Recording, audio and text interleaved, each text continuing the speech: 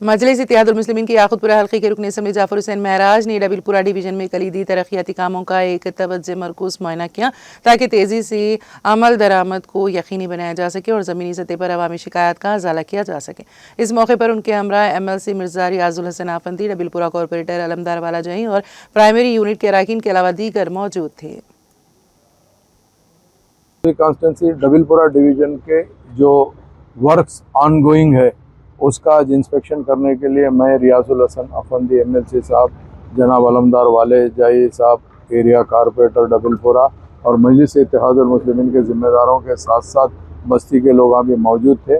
हमारा मेन मकसद यही है कि डेवलपमेंट को किस तरीके से आगे बढ़ाना और जो डेवलपमेंट वर्क चल रहे हैं उसका मुआयना करना।